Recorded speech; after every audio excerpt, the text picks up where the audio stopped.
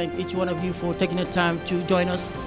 Conversations, Community, and ConneXions brings together voices, ideas, and opinion from very wide spectrums for a collective reflection of the inspiring stories, the sacrifices, and the achievements of African Americans.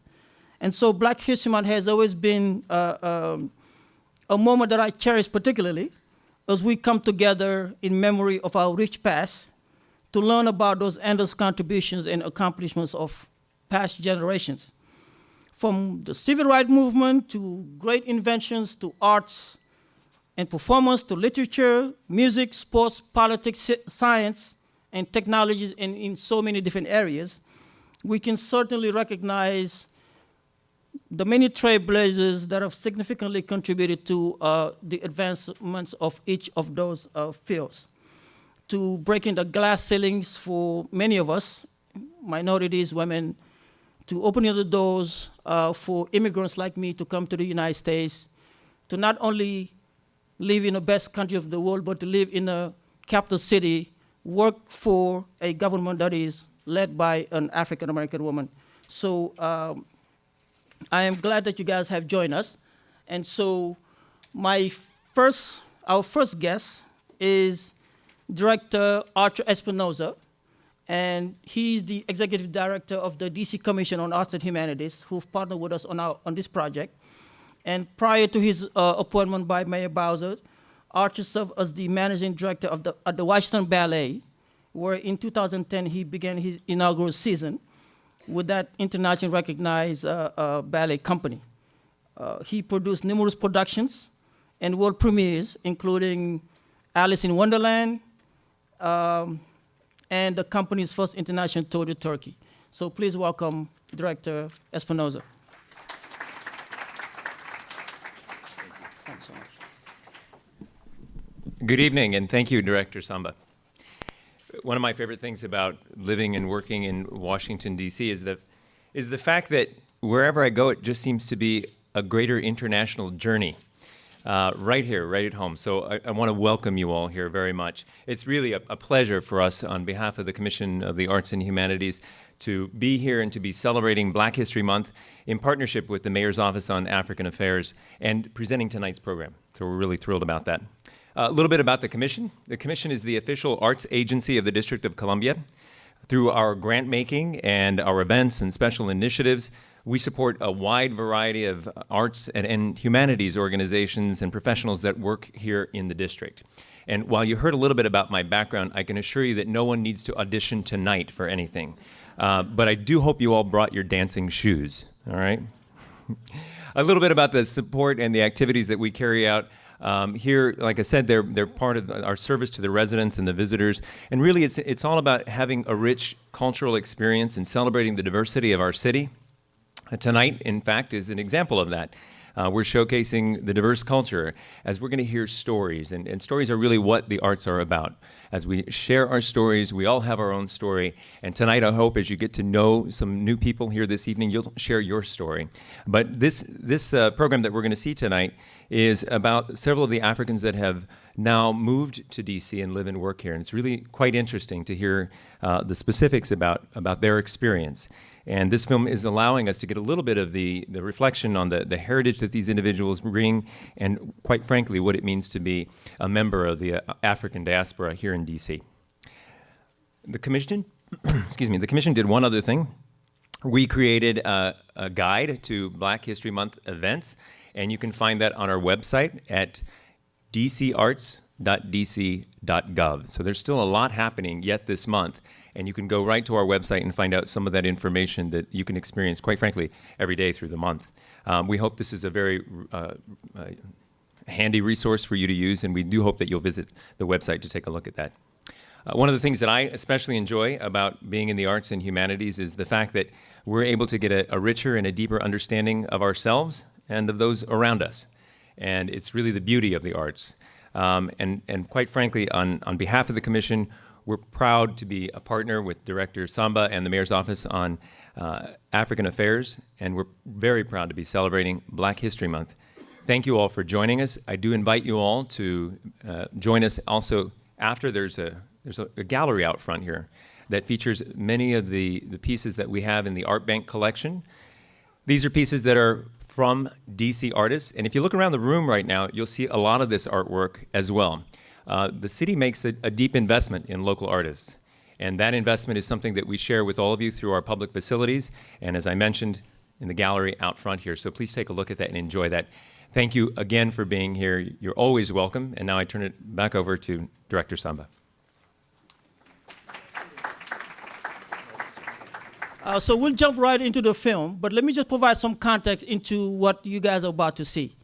And so last year, when I joined the Office on African Affairs as the director, I had a conversation with the Deputy Director, Heron, and we talked about, as immigrants, the need to always tell our personal stories. The need to create a platform where immigrants like me can come and tell my story about being my immigrant stories of challenges, struggles, overcoming those challenges, stories dealing with stereotype and stigma that we hear every day. And so this movie was created as a result to bring together people from different perspectives. And it is not so much about the country that they are from, it's more about the story that they tell. And so this is the purpose of the film, hoping that we can raise the visibility of the African community in DC, have a platform where we can talk about the issues that are common to all of us, and also being able to let outsiders know more about what we are doing in the city, how we're contributing to creating jobs, to bettering the city, to health, to pretty much all sectors. So this is the context of the film. And so you can don't expect to have popcorn being served. And if you're a fan of Denzel Washington and Idris Elba, they are not in the film. So don't expect to see them. So we'll jump right into it, and then we'll come back for discussion. Andy?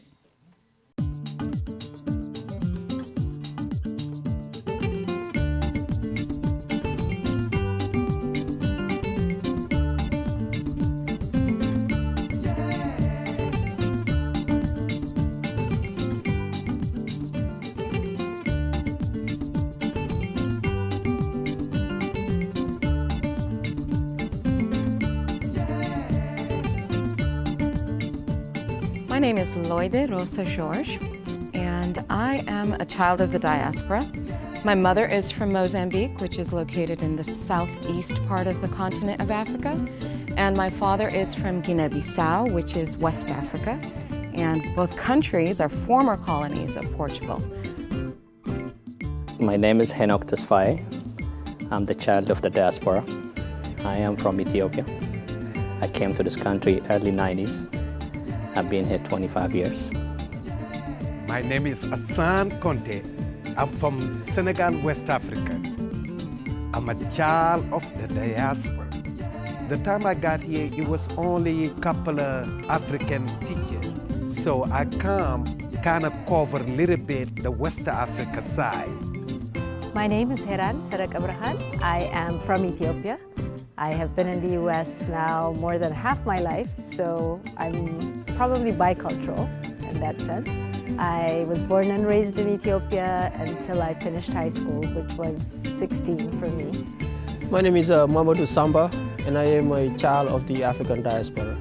I'm from Senegal, West Africa, which is on the west coast of Africa. We like to say that Senegal is the closest country to the United States as you can get from the African continent. Hello, my name is Aster Mingeshkube, and I'm a child of the diaspora. In July of 1991, my parents came to the United States from Ethiopia, and exactly 3 months later, I was born. I'm very interested in working with my people, African diaspora, and immigrants in general.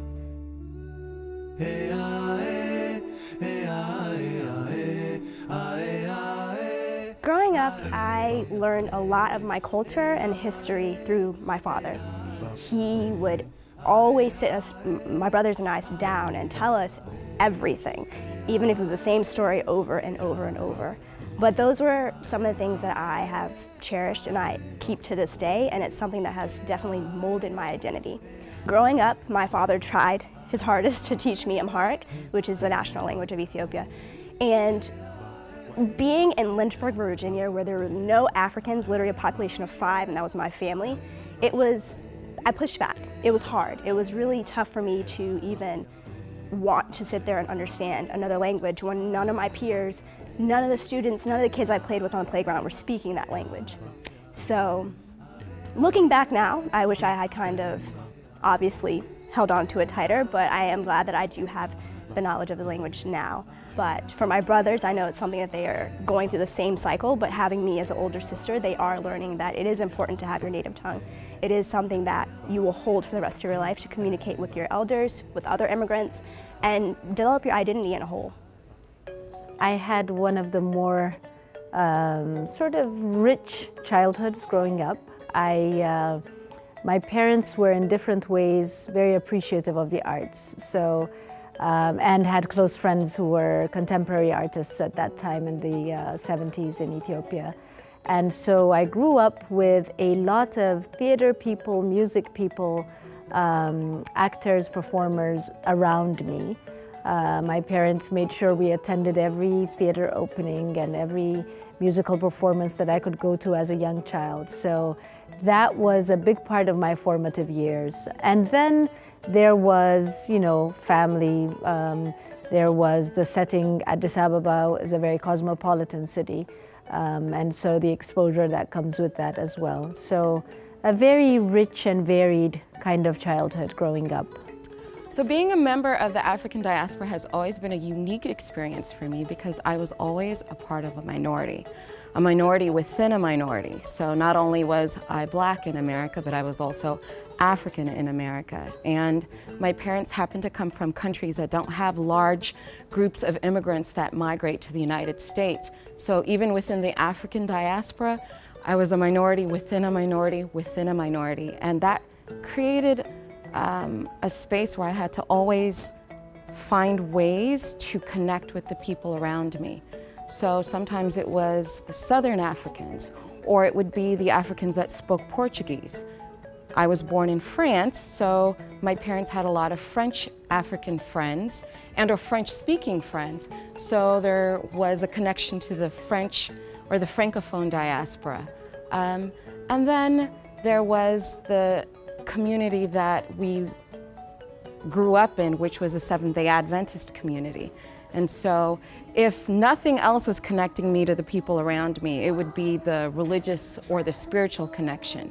And so I think one of the things that being a child of the diaspora has really taught me is to connect with people no matter what they look like, no matter where they're from, or better yet, to find ways to connect with them. Far away from the shame, I need to live in the rain. No more. Far away from the pain, I need tears in the rain. No more trembling heart with shame. Growing up again in Lynchburg, one of the things I noticed my parents didn't have the advantage of was community. Community plays a huge role in how you develop, how you learn your culture, how you have access to material, and I see that in this area. So I'm interested in creating a network for those who do not live in Northern Virginia, who do not live in the DC or in Atlanta or Houston, or where there are huge hubs of the diaspora. But in the areas that are in Southern Virginia or somewhere out in California, wherever they are, that they have some type of way or platform to connect with one another.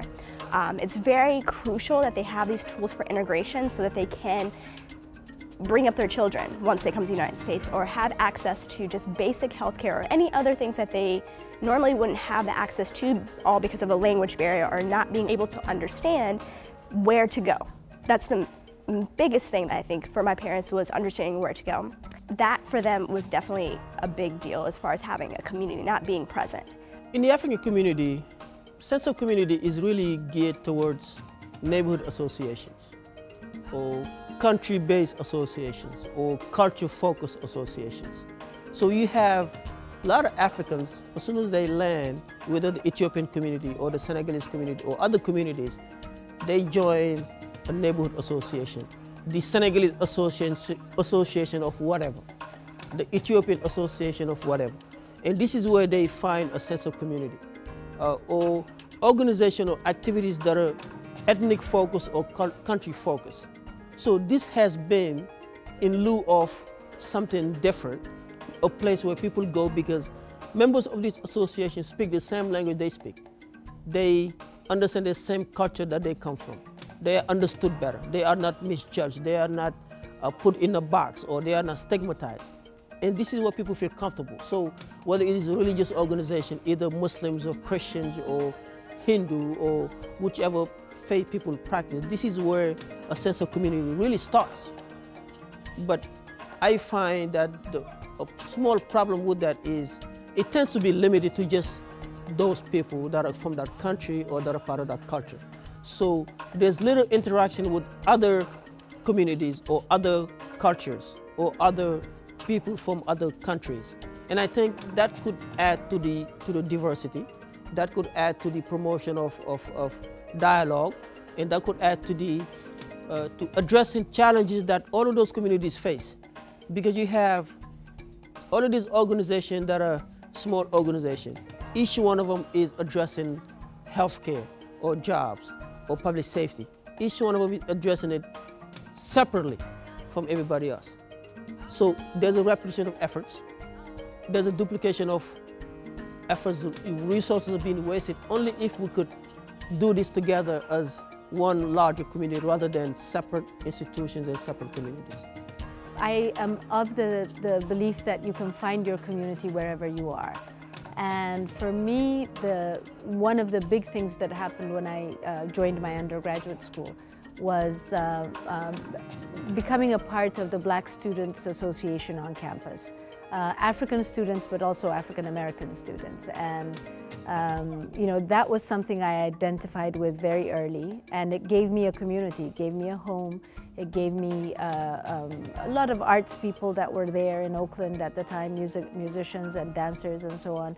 It gave me a community to connect to, and it was a world I was already a part of in Ethiopia, I felt, at least had some affinity towards. So that happened fairly quickly. There's a large Ethiopian community in Oakland as well, and after undergrad I worked at the Ethiopian Community Center. So that was another experience, sort of working with refugees and immigrants that were coming into the area, and seeing what their challenges were and working closely with them. But I think community is really, where you are. You can build it, you can connect to people, there's always universal things that connect human beings in general, and so one has to build from wherever life takes you. That's where you build your community from in many ways.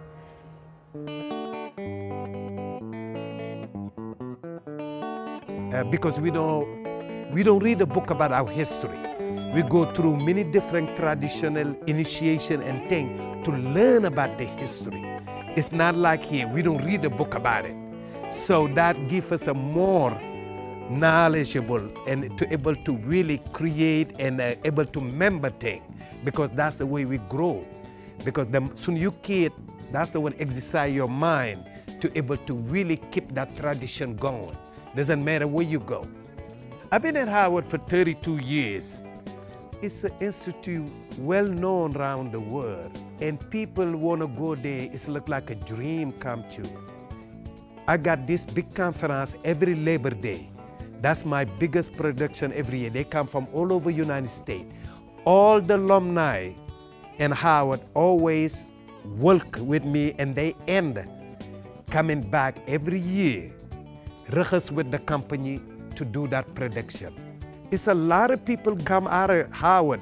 So you tell people sometime, and you see them in television, and then you say, she come from Howard, because a lot of time people don't know. It's a lot of these actors now in television and things come from Howard. I left Washington and I went to Atlanta. My family moved to Atlanta, and again, like I said, I didn't have a choice. I just had to be dragged, so I went to Atlanta to finish high school in Atlanta. I really didn't have a plan A or plan B. I was selling t-shirts on the sidewalk of Atlanta, fixing watches, selling watches at the flea market. Shortly after that, I decided that I have to go to college. I have to get an education. But there was no way to pay for it. Education is very expensive in the United States, which is another challenge that African immigrants face. I didn't have the luxury of my parents giving me $50,000 to pay for my education. I had to find my own way. I met a coach who sent me to South Carolina to meet his friend. His name is Ike Ofoji. He recruited me to come play soccer at the University of South Carolina in Aiken. And he told me, I'm not bringing you here to play soccer. I'm bringing you here to go to school. My first job in college, as I tell the story sometime, I was earning $15 a week on Wednesdays. $15 a week was my entire budget in college. My first 3 years of college, I was sleeping on a floor that was even harder than this floor right here. On the floor, literally. So I ended up, for about 4 years of college, that's what I did. Pay for my tuition in installment. I mean, it got better my last year. So that was the challenge of my life. Coming to America, and you look at the dichotomy here. People think of Africa as being poor. People are hungry. But I had to come to the United States to go to bed hungry many times. If I had to write a book about my life, I would mainly focus on those 4 years of those challenges that we faced. And I wasn't the only one. There were many immigrants who were there with me, who faced, if not harder, but way more harder challenges than I did. But I had an opportunity to grow up in a family that put values of dignity, of sincerity, of hard work, and going out as far as you can before you give up, if give up ever exists. I came here, like I said, I was 16 years old. I came here to go to school. I came here, I had an uncle who I came to see him, and I stayed with him. And I thought I was going to study and go back to my country. And when I came, there's a huge difference. I mean, I came from Ethiopia, East Africa. Some of you don't know where Ethiopia is, East Africa. And I came here, there's a big difference and a huge opportunity. I mean, it's open. I mean, I feel it, this is like my home, I feel like this is my home. It gives you an opportunity to study, to work, to succeed. Well, like most immigrant parents, my folks had visions of me becoming a doctor. That's kind of the threshold or the be-all, end-all, be-all. And so that actually was the trajectory I was on through undergrad. Oddly enough, that was never a forte of mine. And it was something that I was always trying to squeeze into a box to do. And when I moved to the district, I was actually working as a medical technologist. And I started working at Washington Adventist Hospital. Then I went on to Greater Southeast Community Hospital across the river. And then I ended up at the Children's Hospital.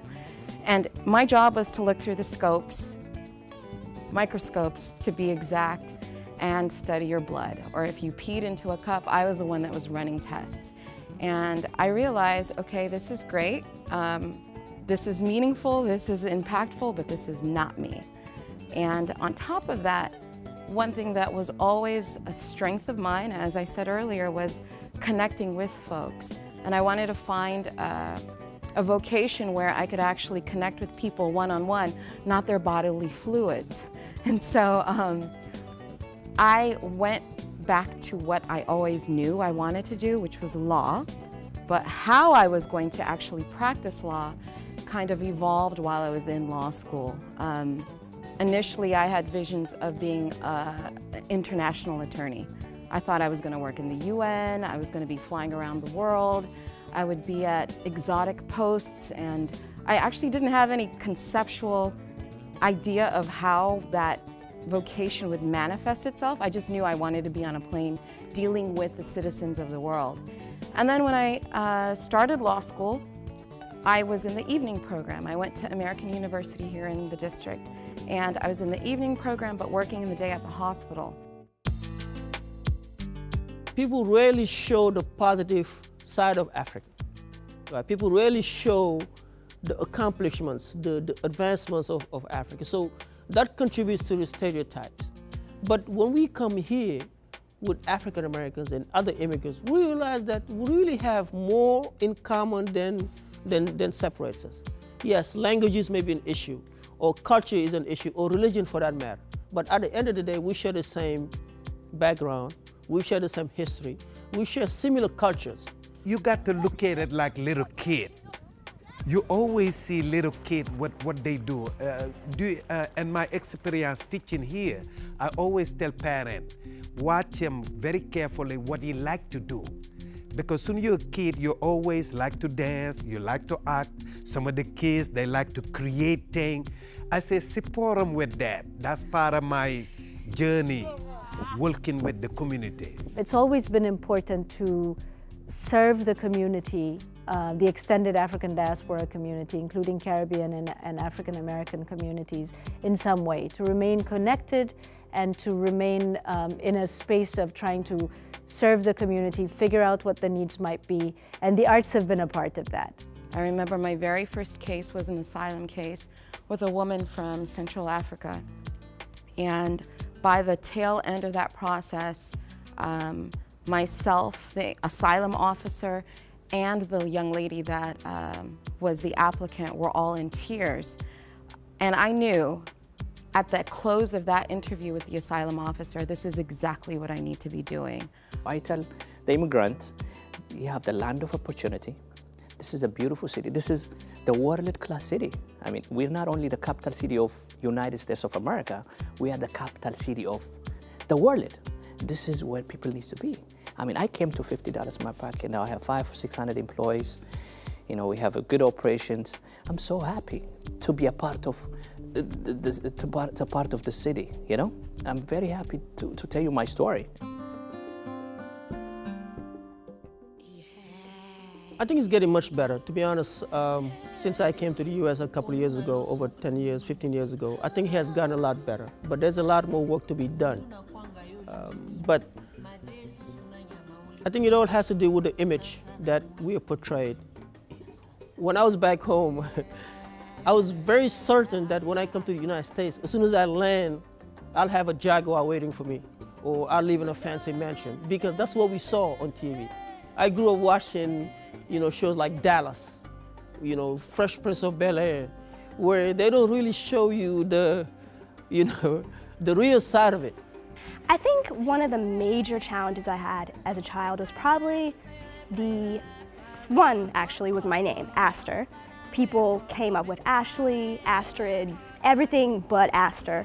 And it was really hard for me as a child, because obviously kids, we can be evil sometimes, have a tendency to come up with strange things. So I went through a period where people were saying the weirdest names for me, but I think that made me tougher. And I'm so thankful my parents were able to name me an Ethiopian name, and that's something that I do cherish.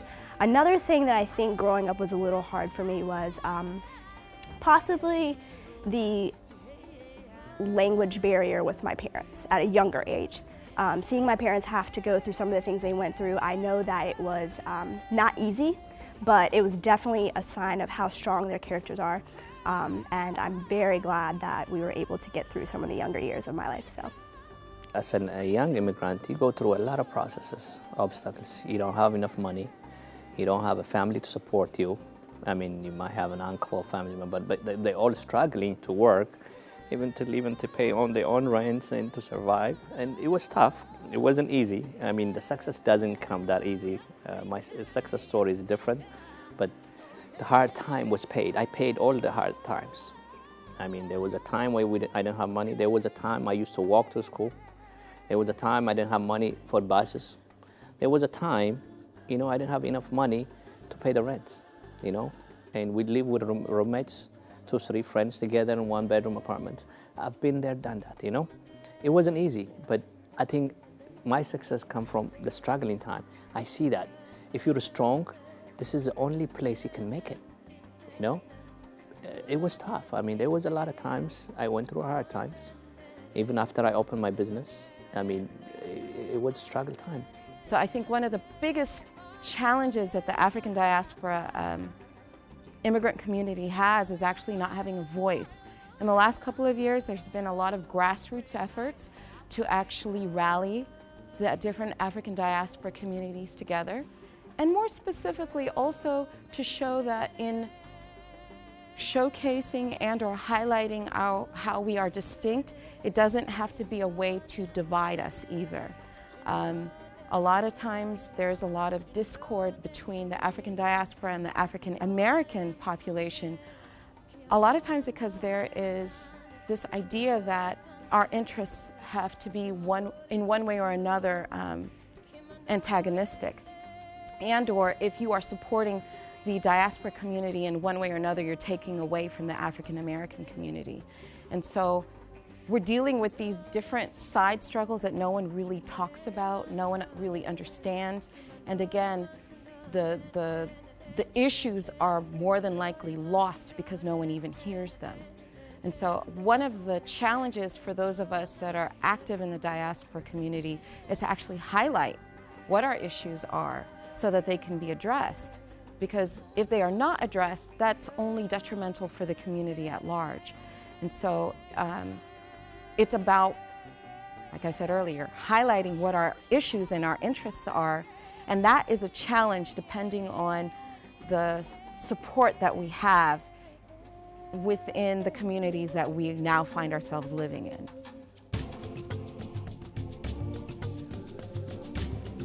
We use our African way to let them know you got to be yourself. You don't have to imitate nobody to be accepted. You know, we just use all the things we grew up on, get whooped for it to understand. We can do that here, whooping them. We can give it to them in a different way. But you got to earn them. And to earn them, you got to be around their word and also be their mom and dad and everything else. That's the thing we have to do.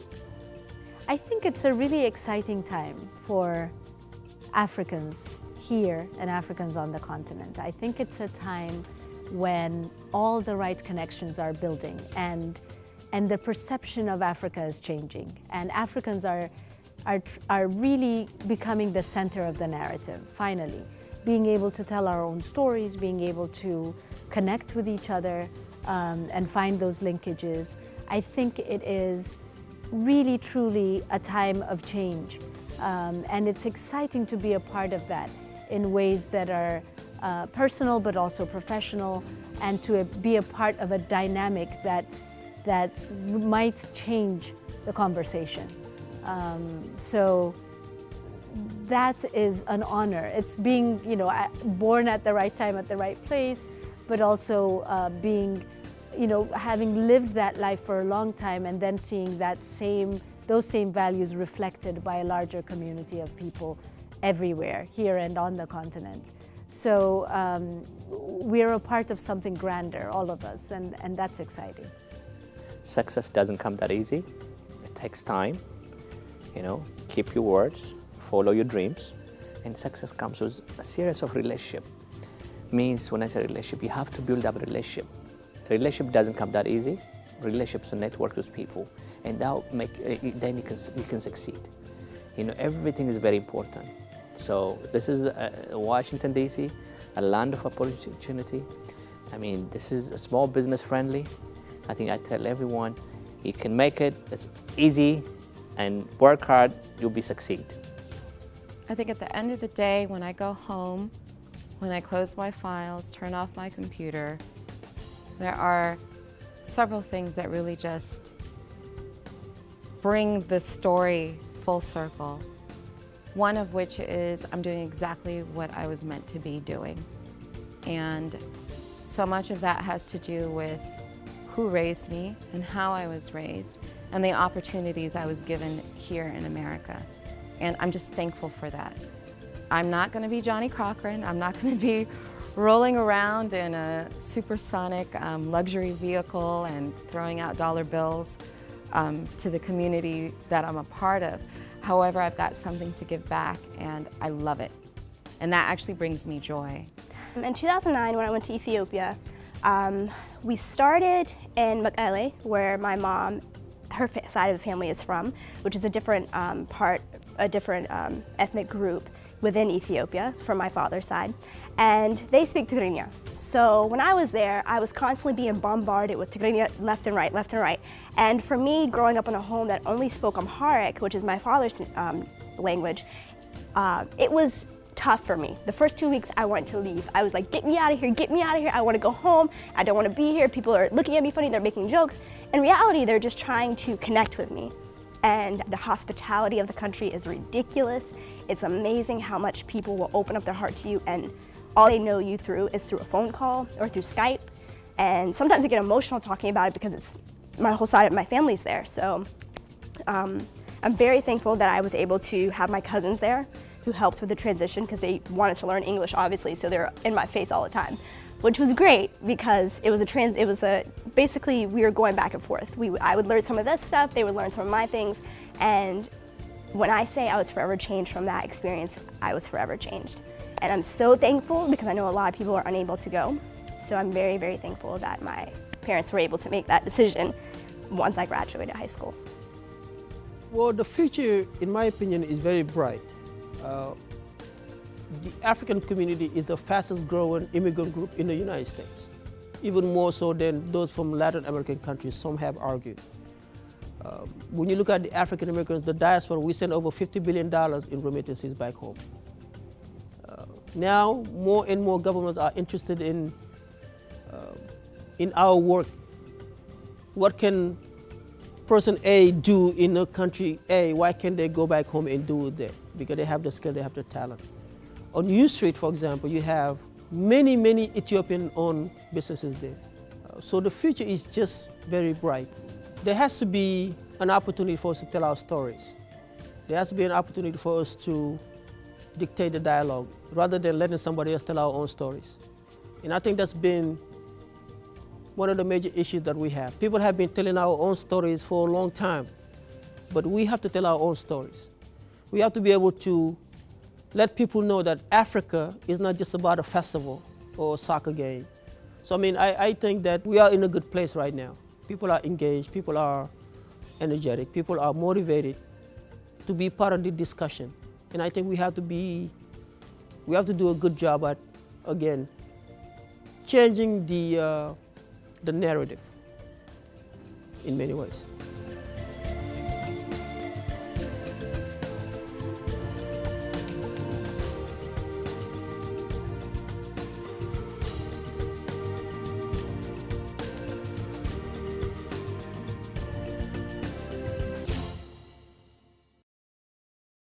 What do you guys think? Good? I told you Denzel Washington is not in the movie. You guys didn't believe me. But obviously you guys, I hope you guys had an opportunity to see where we're going with this film. It is not a perfect film. It is not a perfect project, but it's actually a start to talking about the typical immigrant stories. And so you hear Esther talked about how people made fun of her names, call her Ashley and all of those things. I'm one of those persons who got called many times Simba or Mufasa, or whenever I tell people my name is Mamadou, they ask me, what did your mama do? Those kind of things.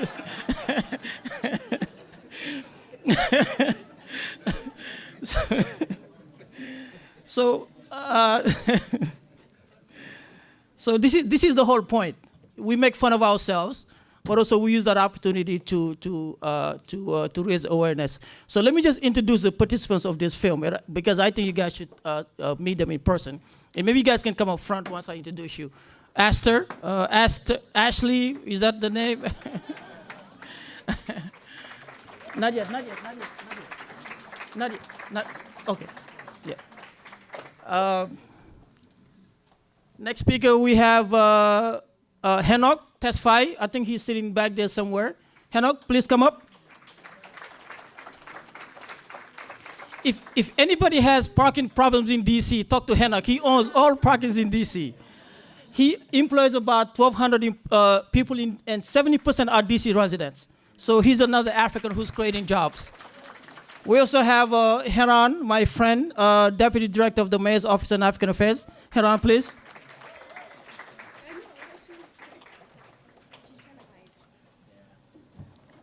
And we have Lloyd Rosa George, who was also featured in a project. Careful. And we have one more who couldn't make it, Asan Conte. I'm not sure if he's here, but Asan was also the artist who featured, so please give him a round of applause. And so you will see Lloyd in a few minutes. She will be moderating the panel. Thank you. And so I'd like to also, before I bring up our next speaker, Director Angie Gates, just also get an opportunity to thank her because everything you saw here, she committed an entire studio, over 10 staff members, millions of dollars in equipment to ensure that this project gets accomplished. And so please give her a round of applause. I could not thank her enough. And so Director Gates is keeping up with Black History Month.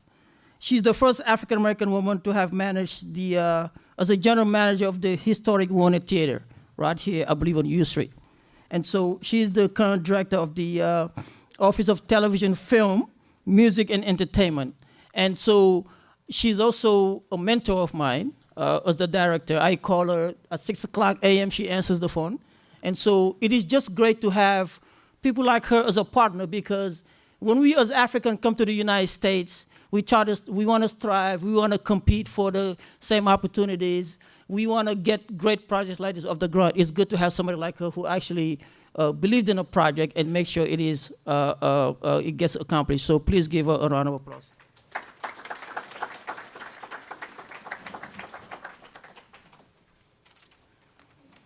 Well, good evening, everyone. Thank you for having me here today, and a special thank you for Director Mamadou and his staff at the Office of African Affairs. I'm delighted to be here tonight with our distinguished guests and everyone. I started my career in film, so to go to college, receive my undergraduate degree in film, and to work my way up to this profession and to see this product tonight just lets me know that I am fulfilling my purpose, and God had a plan for me. And I made it my point to get into the government and to be able to make that voice possible for everyone so that we can really understand the cultures that we have here in the District of Columbia, especially the African diaspora. I also want to thank Mayor Bowser for her support for arts and culture here in the district. I had the opportunity to work with the Commission of Arts and Humanities on this project, and I remember when the director came to my office and said, you know, I have this idea. I want to do this film. I want to do this project. And it started just as a simple conversation. But we had an opportunity to capture 7 individuals' stories and to have their stories told in their own words. A lot of times people come into the United States and they don't know if they're going to make it. They're expecting, you know, to step here on this wonderful soil and have all this wonderful opportunity and expect that it may come easy. And that's not always the case. But there are some of us that are born here as well, such as myself, and it's still not easy. You still have to sacrifice. You still have to work hard.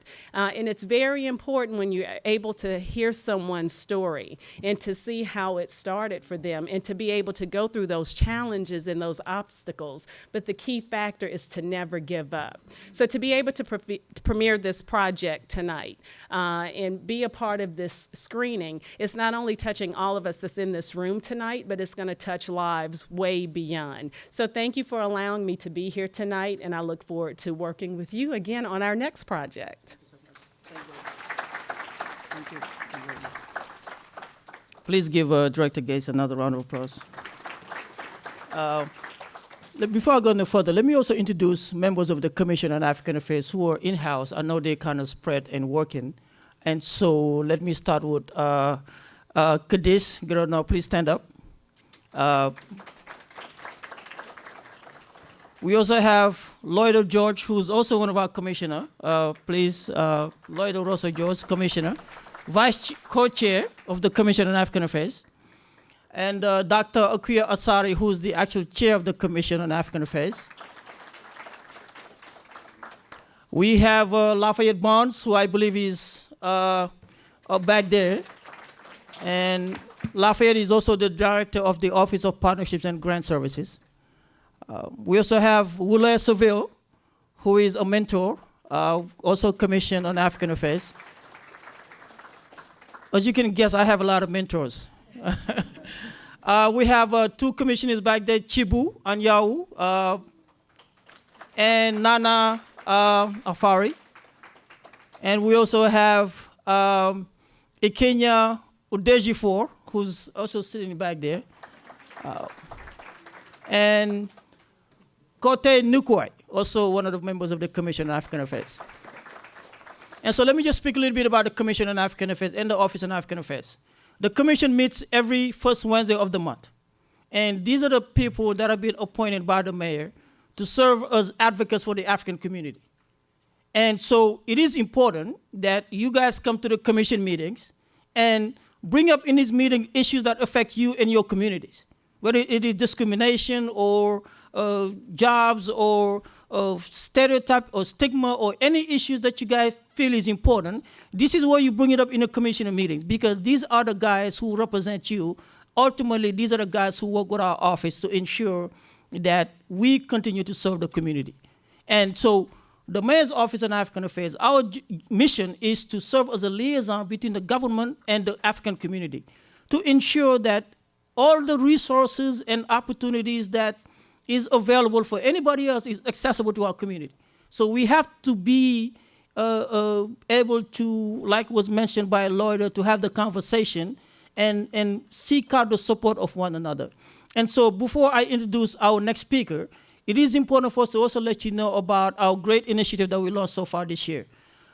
In March of 2015, we partnered with George Mason University after months and years of conversation about the lack of data in our community, the lack of research, the lack of information put into our community. So we partnered with George Mason University to launch the first African diaspora research project to capture the accurate information that will enable policymakers to make their decision based on the unemployment in the African community, where do we live, what is our education attainment, and what are the challenges. And so I hope you guys will be able to follow that very closely. We also, in November of 2015, we partnered with the Office of the Chief Technology Officer and an organization called Coders for Africa to launch the very first African Diaspora Coding Academy in the entire United States that I know of. And so we are training over 120 Africans on mobile application development, learning how to build websites, and it's very exciting. So I hope you guys will use that opportunity to come and be part of the great work that is happening in the Mayor's Office on African Affairs. And so I'd like to introduce Sharon Hines, who is the director of the Mayor's Office of Community Affairs. And Sharon, unfortunately, the mayor could not make it the very last minute, so Sharon will be speaking on her behalf. Sharon.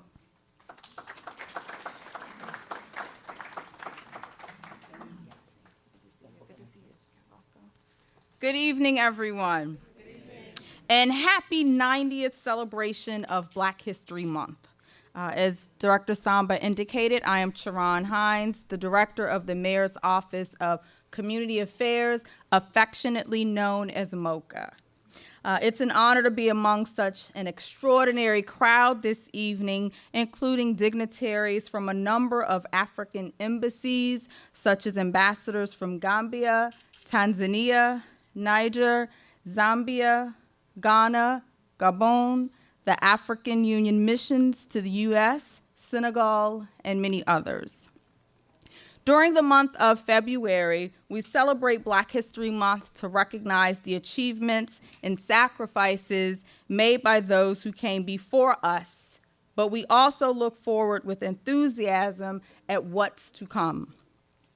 We look back to leaders like Carter G. Woodson, historian, author, journalist, and the founder of Black History Month, whose home is a National Historic Site located at 1538 9th Street Northwest in the Shaw neighborhood.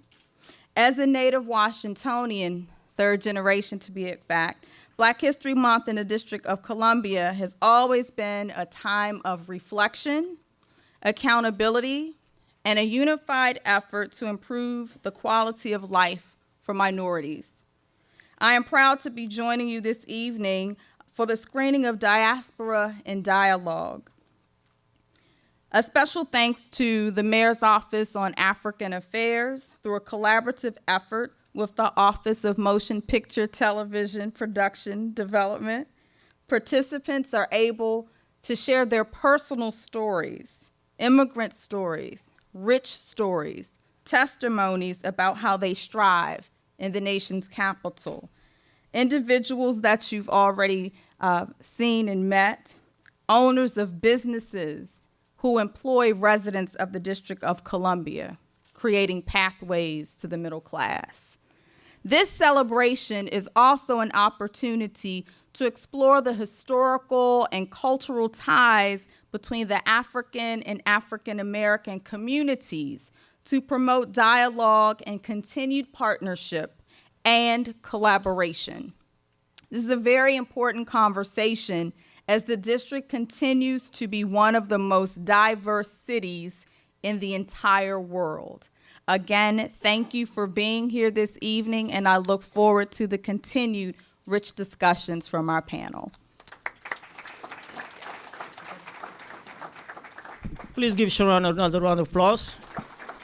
And so we'll move right into the panel discussion. I know you guys are dying to tell us what you think about the film.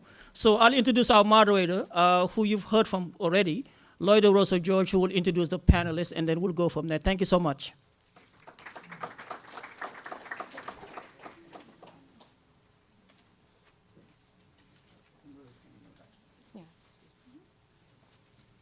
Good evening, everyone. I am going to first introduce our panelists, and then we're going to just jump into the discussion. So our first panelist is Raman Branch. Raman, are you here? Okay. Raman Branch is in the back. You can come on and have a seat. So let me just tell you a little bit about Raman. Raman joined the team of Mayor Muriel Bowser in February of 2015. Please sit anywhere. As director of the Office of African American Affairs, motivated by Mayor Bowser's desire to ensure that African American residents fully partake in the revitalization efforts that are underway in the city. Raman is committed to enhancing opportunities for African American residents through unique partnerships and new initiatives in government agencies. Longtime district resident Branch began public service in the Park Morton community as a program coordinator for the Department of Justice's Weed and Seed program. In 2005, Branch joined the administrative staff of Ballou High as an assistant principal at Ballou High School in the Ward 8 neighborhood of Congress Heights. Branch served as principal of Ballou High in Ward 8 neighborhood, and for the past 6 years before joining the office of Mayor Bowser. Branch holds a Bachelor of Arts degree in English, a Master's in Education Administration, and an Executive Master's in Leadership. Thank you for being here. Our next speaker is Dr. Greg Carr.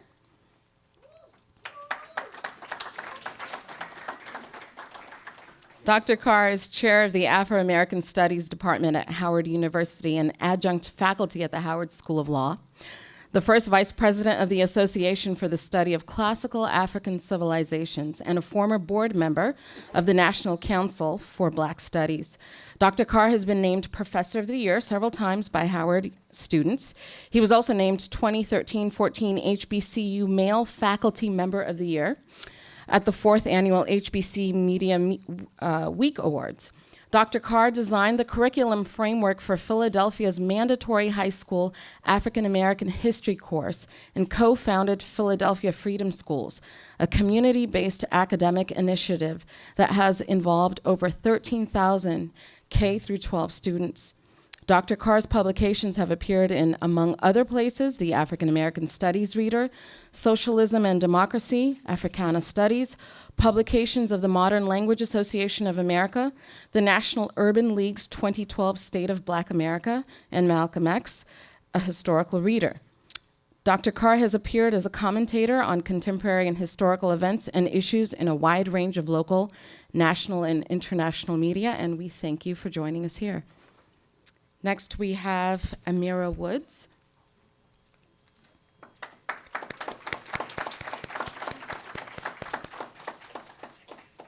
Amira Woods is the Director of Global Impact at ThoughtWorks. She has written on a range of issues from debt, trade, and development to U.S. military policy.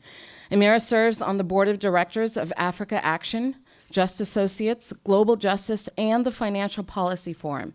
Prior to joining IPS, she was Program Manager for the Community on Development, Policy, and Practice at Interaction, serving as a principal staff contact for advocacy at the UN, the International Financial Institutions, USAID, and Treasury. Ms. Woods is a regular commentator on CNN, BBC, Al Jazeera, and Voice of America. She is chair of the Board of Africa Action and serves on the advisory committee of the Zimbabwe Alliance, as well as Humanity United Trust Africa Liberia program. She's also a member of the Network Council of Jubilee USA. I don't know how you found time to be here, but thank you. Our last speaker on the panel is Haren Sareke-Brahan.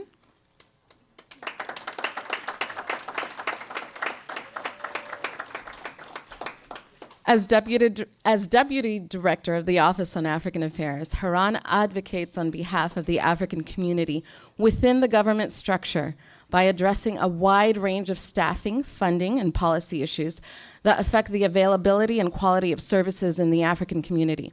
She has spent over 2 decades studying and conducting research on African histories and cultures.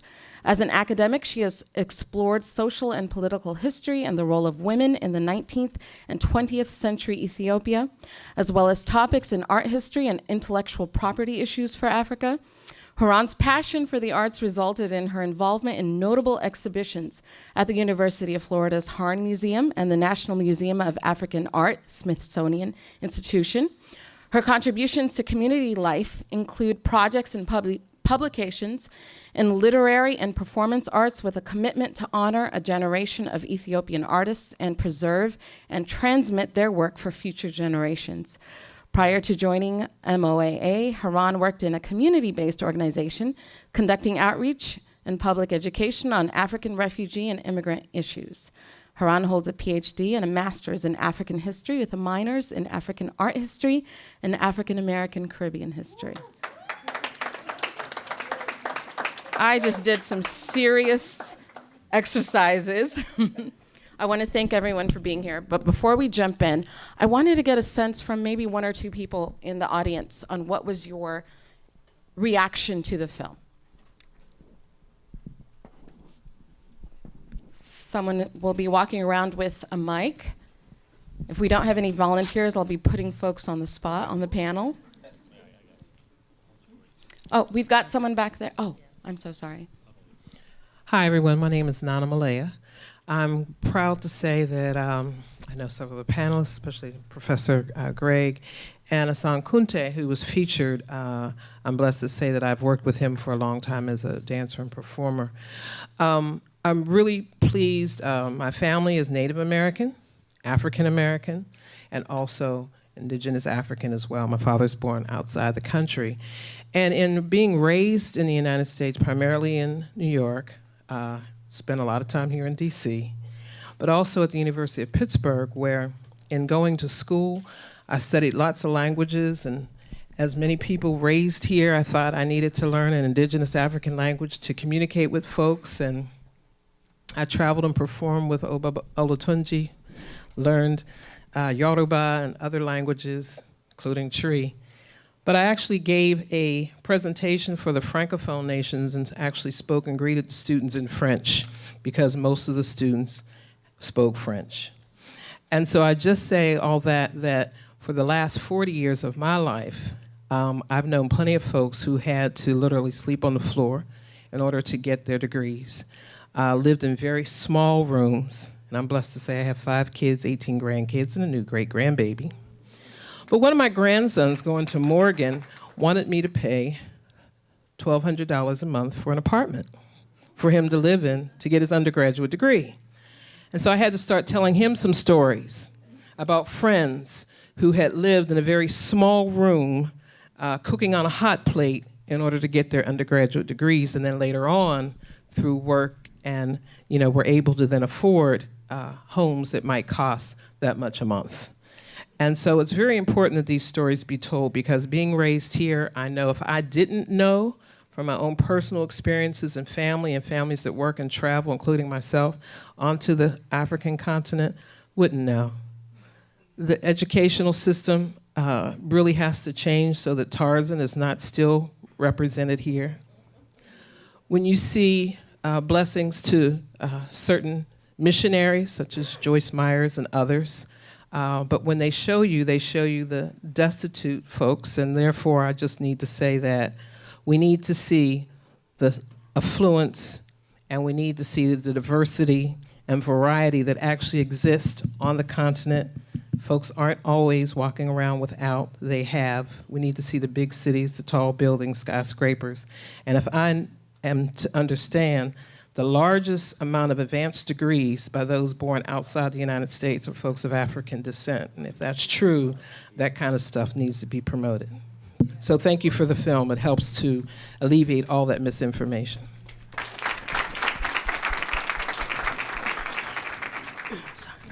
Hello, my name is Indidi, and I come from upstate New York, but I want to thank the Director of Office of African Affairs. Sorry, I don't know how to pronounce your name, but I'm sorry, the lady. Haran. Okay, yes. So I appreciate what you said about also reaching out to the African American communities, because my story is that my dad is from Nigeria. My mom was born and raised here. So growing up, I always had that double identity, right?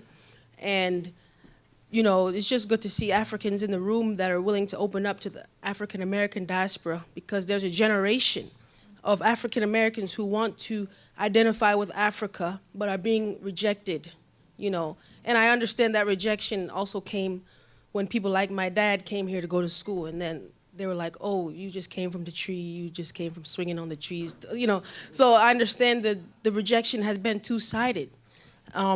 And you know, this whole idea of cultural appropriation, we always allow other, how do I say this, other groups of people to appropriate us when they want to wear our traditional wear, but then when African Americans want to embrace it, it's rejected. So I just want to encourage everyone to still keep that open mindset that, you know, we do have more similarities than differences, and to embrace, even if Africa to somebody is wearing it on a shirt or on a chain, take that, and then we'll do the education piece, you know. For some people, that's all they know is just the continent, what it looks like. But now let's take that and educate them because they want to know. We'll have one more feedback from the audience, and then we'll start our panel discussion. Good evening. My name is Boy Jan. I'm from Senegal. I guess I'm well represented here by Mamadou. And I don't need to really elaborate in regards to what the experience is. Well, we're talking about the take here, which is what we just saw, which I think is wonderful, because he did show the diversity and the challenges we all face, which is really been very much so, I think we all see it. Well, thank you very much. One that's just thing I want to say, beside the challenges that we all know, I've been here myself 25 years, and when I came in, same thing like Mamadou, nothing. And now I'm a businessman, and I'm really kind of feel like a blessing. My challenge is to give back to the community and also to Africa as much as educational, and help them with whatever they need. I'm in humanitarian and whatnot. But also, what we should talk about, which is very important, is the influence of what Africa have here in this community. I mean, I come during the 1990s, and just as one example, look at braids. As ladies nowadays wear it everywhere. When I come in, people was wearing wigs and hair, but now with the influence of Africa, everybody feel comfortable braiding their hairs. I mean, you name it. This is something that the African community bring here proudly, and everybody's wearing it, stars to everybody, and they see it. And part of that piece is the inheritance that we bring from back home. And we married now, we culture Our kids are grown here now, so part of it is going to be a continuous education. But to cut the story short, I'm very happy for what I saw, and congratulations. Thank you very much. So indeed, the theme of this whole month is celebrating Black history, and more specifically,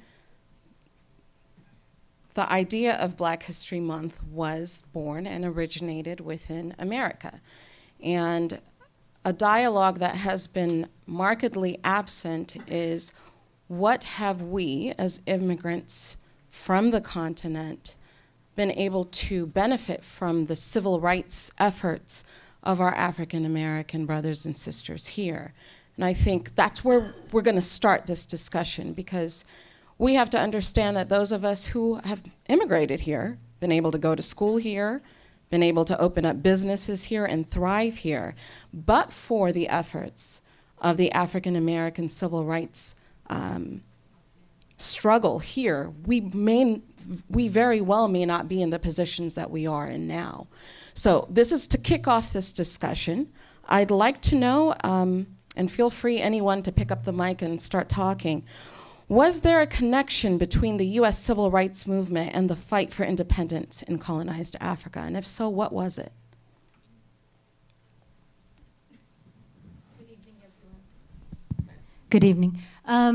I would even maybe push the timeline further back. Okay. The civil rights movement to me was a child or an outcome of a connection that Africans here felt with Africans on the continent from the 19-teens, from the 1920s, from the Marcus Garvey movement, the Pan-African Congresses that were taking place, the movement of Africans to the US, people who came here and went to school and returned to become leaders of independent African countries, Nnamdi Azikiwe, Kwame Nkrumah, and other Pan-African leaders, Malaku Bayen at Howard University, the Ethiopian medical doctor, who were really a part of the Pan-African movement before the civil rights movement, and really embraced the idea of connecting with the continent, studying the continent. Leo Hansberry at Howard University began the African Studies program,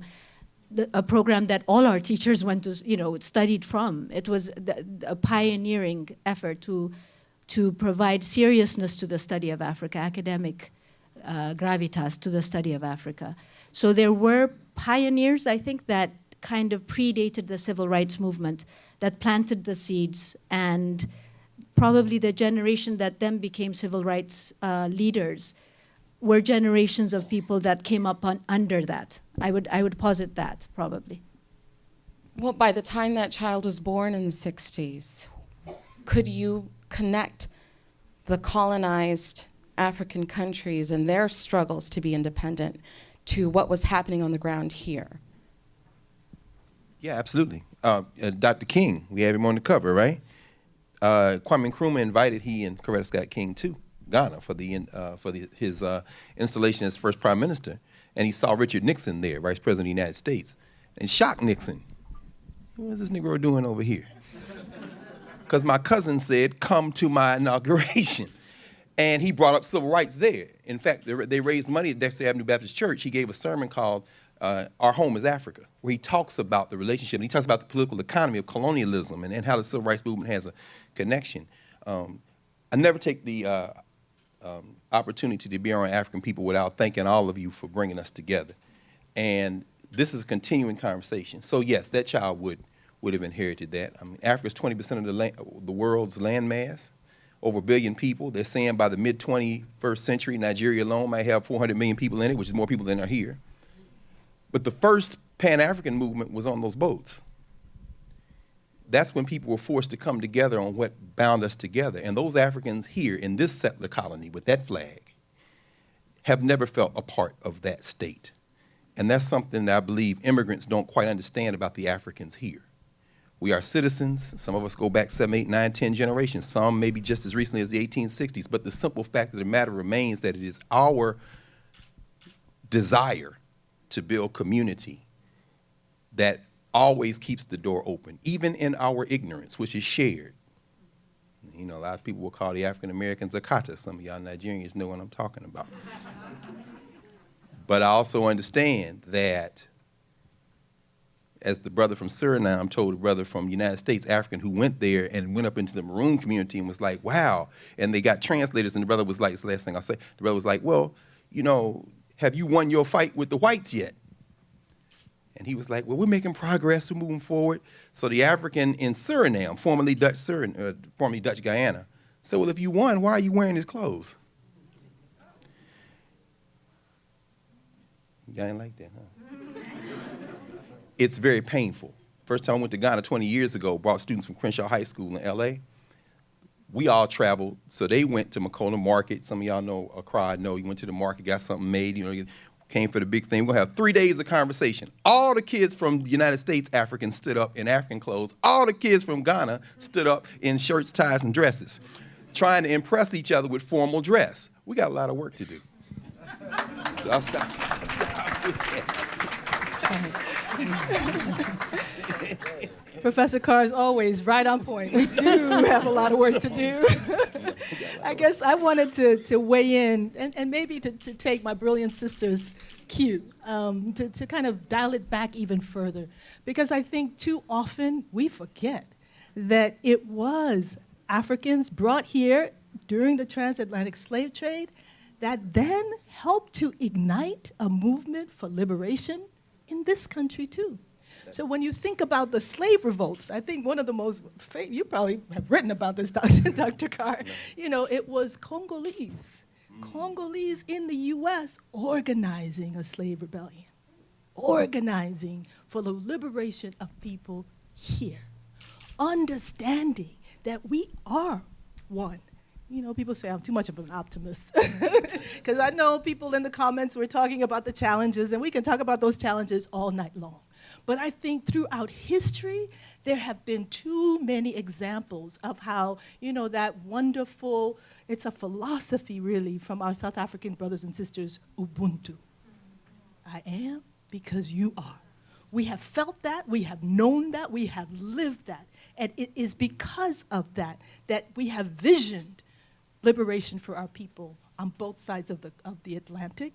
And I don't think we should underestimate that. It goes so far back. Not enough time to talk about that now. But your question on the civil rights movement, I think I'm really always struck when I read Malcolm X. And Malcolm X is talking about Patrice Lumumba. Mm-hmm. I'm talking about Congo. People think I'm from the Congo. My Liberian sister will be like, can you talk about Liberia? I'll get there.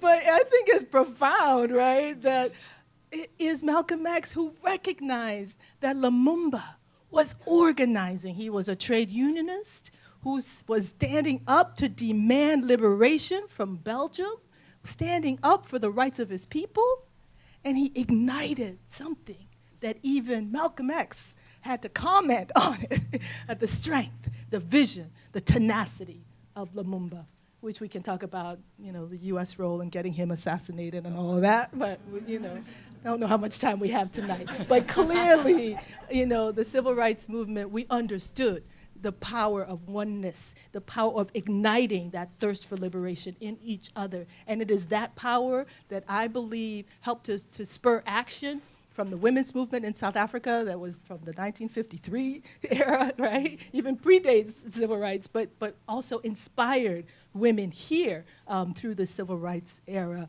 People like Fannie Lou Hamer referencing it, and others as well.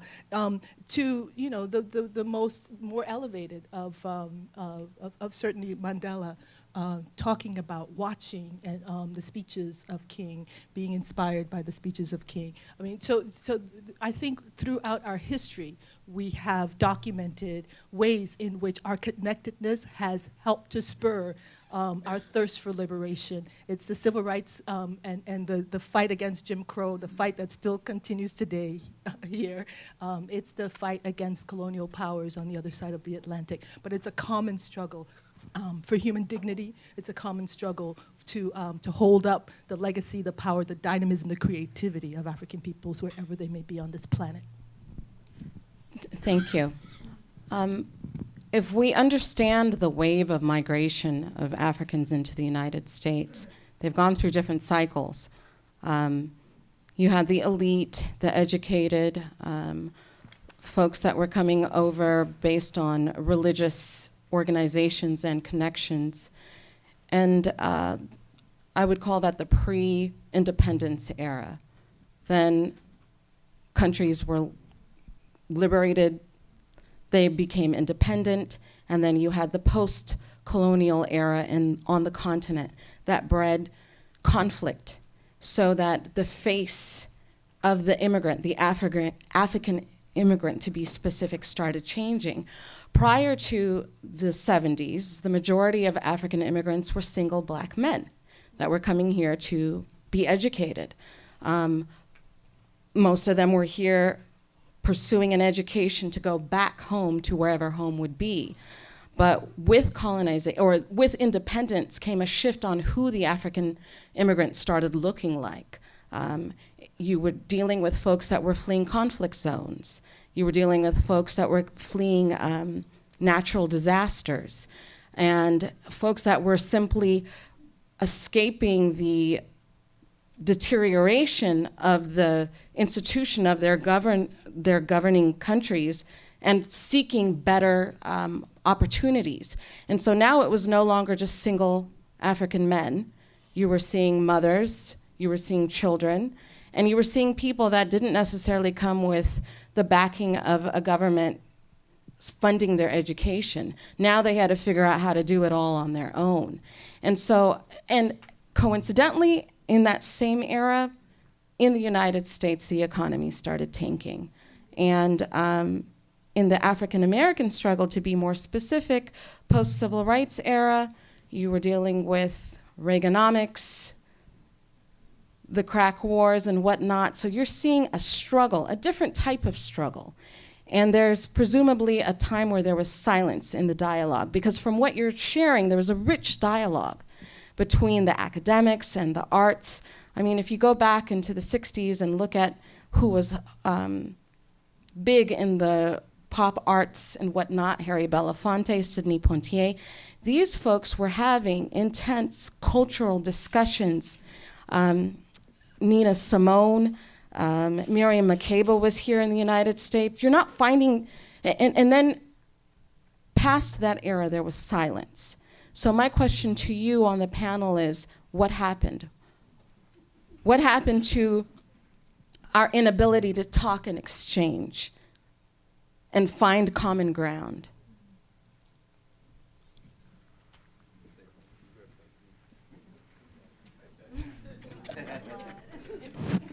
Well, I'll just say very quickly, I don't think that, was there a silence? Our paradigm is still, I think our lens is still something we have to really work on. The first immigrants to this country were the forced migration of African people. So when we look at the 20th century, I think we have to look at it in the context of our relationship to this project of empire that came out of Europe. The political economy of this project, which is now unraveling, is really the lens we have to look at, because otherwise America becomes a land of promise. People are coming here for something they can't get at home. The question becomes, what are the push and pull factors? We were pulled here into this political economy to build this state. So by the time you get to the 1980s, very quickly, that conversation continues, but it isn't as much of use to the state as it was in the 50s and 60s. The civil rights movement would not have made the progress it made had it not been for the independence movement of Africa. Brown versus Board of Education, a lot of people argue, was decided because they realized you can't keep doing this to Africans in this country, because Nkrumah and others were coming to the UN by the end of that decade saying, hey, what are you doing to these people over here? These are our people. And they'd already had relationships, like you said. So you see that. Now, conversely, Africans here organized, and so by the 1980s, you see the explosion of the anti-apartheid movement. Miriam Makeba, of course, Hugh Masekela, people who can't go home. Part of the reason they're here, and Belafonte, Sidney Poitier, both sons of the Caribbean, having that conversation in the United States, that's an African conversation that is taking place that reaches its peak by the late 1980s. And so I think that, I don't know if there was so much as silence, although the demographic issue is very important, because you're right. We're talking about masses of people and not elites. And then finally, that's the last thing I'll say. I think we look at the lens through the lens of elites. And many elites just want to negotiate with power to exist. We're not talking about mass movements.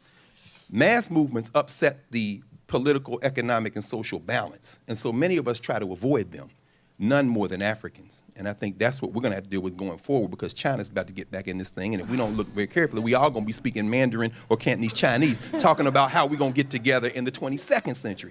But we've got to get past that notion of elites, because elites are always going to be okay. We're going to figure out a way to beg power for a little bit of accommodation. Well, I would say that the conversation never ended. It's an ongoing conversation. So I hold out, because we're here in DC. Duke Ellington did his Liberia libretto, right? Celebrating Liberia right here in places like Bohemian Cavern. And I have to say, you know, Tupac, you all heard that name before? Wherever you go on the continent, I feel like, you know, till this day, you see particularly young people, artists, celebrating Tupac. Kendrick Lamar. Kendrick Lamar too, right? Celebrating the culture workers, celebrating the music, the power, the dynamism.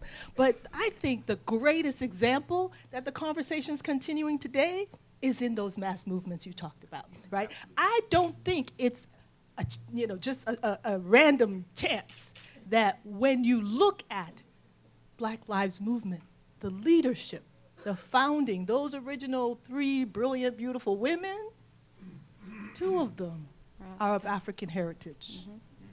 May have been born here, but identify of African heritage, came out of an immigrant rights movement. Students fighting for immigrant rights in Arizona, to be even more precise, right? At the forefront of the, Sheriff Arpello and all these, all the madness, right? They came out of an organizing spirit, but they have an eye that is focused on organizing people to demand dignity. I don't think it's by chance. And I also don't think it's by chance that you have and continue to see student movements on the continent. It's almost as if they are carrying that mantle and carrying it high. So the most recent was South Africa. Fees must fall. Young people demanding an economic system that works in the interest of the masses, right? Connecting students and workers in a powerful way that we've got to keep watching, especially in the next year and a half or so as the political situation in South Africa evolves. But it's also places like Democratic Republic of the Congo, where young people took to the streets. Telema is their movement. They basically are organizing using social media, but what did they do? They looked to others, both the Black Lives Matter organizers for Burkina Faso, organizers from Senegal, young people who had led successful movements for democracy, for human rights, for human dignity. They have forged a powerful alliance. And I don't know that we can even begin to envision where this is all moving. But it's being driven by young people with an understanding that the economy has failed. And so it's a very strong critique of capitalism, right? It is also being driven by, largely, movements that are embracing the feminist leadership in new and interesting ways. It's being driven by musicians, hip-hop artists, poets, culture workers of so many types. And it's being driven by technology. So I think we've got to continue to see how this conversation is, it's evolving, it's ramping up. I think the power, the potential is still to be seen. So sometimes I get amazed hearing, especially Dr. Carr kind of speak, so forgive me for that. I think that to add on to it, one of the things that has to happen nowadays is that gatherings like this and conversations with young people has to continue to happen from adults to younger people, folks who are involved in the movement that's occurring now. As an educator, one of the biggest things we always try to make sure young people know is to keep asking the next question, keep pushing for more. And that's what we see young people doing now across both lines. And so historically, I think there's been propaganda that's systematically made one another look across lines as being different or wrong for different reasons. And once knowledge is built about, the original, the trip that was made here, then I think a lot of young people get an understanding of, one, where they're from and what their essence really is, two, what their obligation is now that they have this knowledge, and that brings about an urgency in their movement. I think that's what we're seeing today. Thank you. So what I'm hearing from you folks, good esteemed intellectual folks on the panel, is that progress has been made, conversations have been had, and have not been quieted. But I often wonder if these conversations are maintained only in our circles. What about beyond the academic discussion, when we're not inside of a fancy government building where everyone is very well educated and very well traveled and very well exposed? Because at the end of the day, you're still going to hear the African immigrant speaking about how they're stigmatized not only by the white American, but by the African American.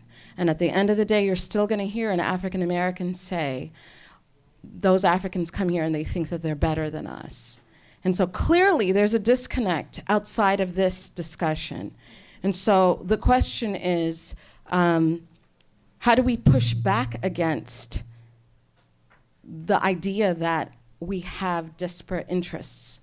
How do we actually create a dialogue that actualizes in a change in mentality outside of the circles that we mix and socialize with?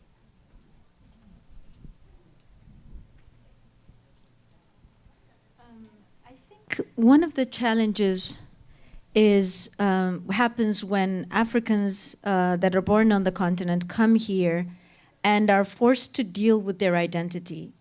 For the most part, if you live in a country where everyone looks like you or speaks languages that you understand, you don't have to deal with your identity as a Pan-African person. You don't have to take on a political identity when you come here as an African American.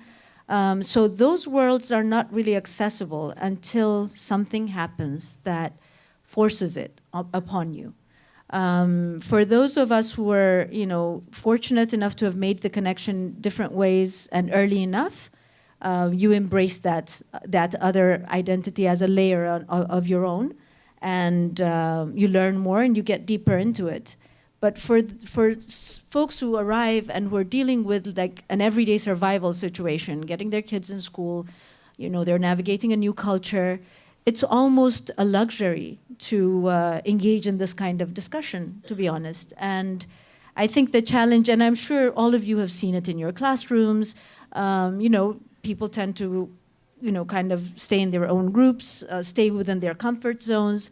There's a lot of education and dialogue that needs to happen. There's a lot of acceptance of this is our identity in a continuum, and it's all us. I mean, I think it's really that simple. If you accept it as all of these are reflections of myself, then it's about learning about those identities. It does not become an isolated exercise or an intellectual exercise necessarily. It becomes an exercise of spirit and an opening up of spirit.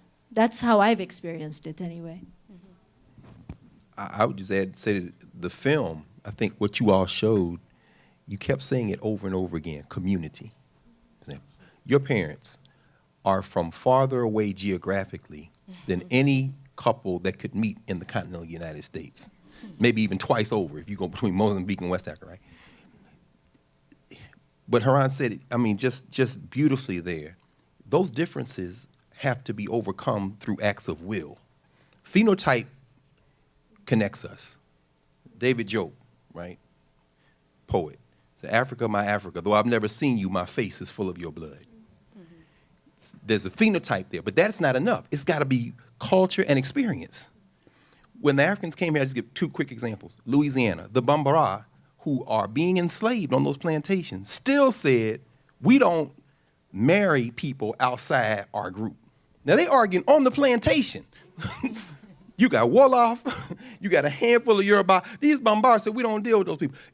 in South Carolina, you've got Muslims who look at the other Africans like, you people are heathen. And the enslavers are looking like, we're Christians, y'all are Muslims, but we will let you all work in the house in part because at least y'all got a book. The rest of the people, we don't know what they're doing. It took pressure to put them all together. We've never been under those dire circumstances, but I like to believe if they were us and we were them, we would have gotten together and they would have the same problems we have. Because Haran has said it. It has to be an act of will now, but we also have to understand, finally, that I think, or we think, really, because this is where the conversation comes, outside of these spaces, because you asked a very important question, outside of these elite spaces, how do we get beyond? And you heard Nana mention, if you go to Brooklyn, it ain't no beef at the party. The Africans from the Caribbean, the Africans from the continent, and the Africans in the United States, they're gonna fight about streets, neighborhoods, who did this, who said what, who's man or woman. What they're not gonna argue about is where they're from. Those things become interesting things of cultural exchange, but that's deep down in the class structure where there's a common trying to make it from day to day. I think we might have more problems here than some folks who just moving through the space. And if you really learn to know a little bit about somebody's place, Paul Robeson said this, Belfonte said, Robeson told him this, if you learn somebody's song, they're gonna wanna know who you are. If I'm in a cab, if I'm working a night shift somewhere, if I'm somewhere and I ask somebody, I see an African, where you from? They start talking, I saw a guy from Haiti, the new dean at engineering at Howard is from Haiti. I said, Dean, how you doing? He said, fine. I said, who you think's gonna win this election?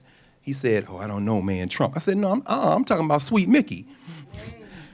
He started smiling, and at that point, we had a conversation. Why? Here's a Negro who I don't assume knows anything about Haiti, who's gonna ask me about an election that I really care deeply about, but I never think going to work in the United States that somebody who looks like me, who I assume is from somewhere else, is gonna know anything.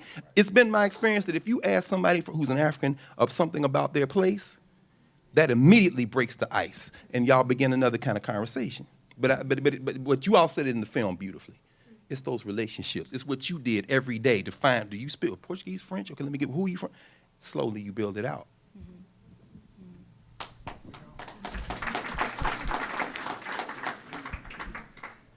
I would be curious to hear from folks in the audience who are navigating the district on a daily basis, whether it's work or school. What have been the more powerful, impactful ways that you've been able to interact with folks outside of your immediate community? And I use that word loosely. Community could be the same ethnic background, same tribe, same country, same language. So outside of your comfort zone, I'd like to hear from the folks here listening, what are ways that you've seen are practical ways to engage outside of your bubble? No, it's okay. Is it on? Yep. I'm sorry, this is awkward. Can I hold it? You can just tell me when to stop. Sorry. Hi, my name is Isa Cisse. I'm from the DMV by way of Sierra Leone. For me, I'm a first-generation American. I say that proudly. The first one to be born between both my parents. The way that I connect with people, I choose to be an educator. So I know that I am the walking spokesperson for Africa wherever I go, apparently, because I have six names. My name is Mariama Isatu Isa Marie Cisse Ba. So that's my icebreaker. Like, what is that? Or, you know, when they call my name in class, that's me. What is that? What does that mean? So between my friends, whether they're African American, whether they're German, whatever, I choose to be an educator in the way that I try to teach them something.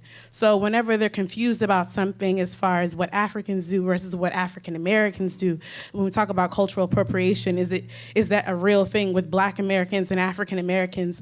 I try to explain why Africans feel the way they do about African Americans, and then playing devil's advocate, why African Americans feel the way they do about Africans. So I bridge the gap. I bring everyone to our African functions, and I bring my parents to other African American things that we do, especially within my sorority, things of that nature.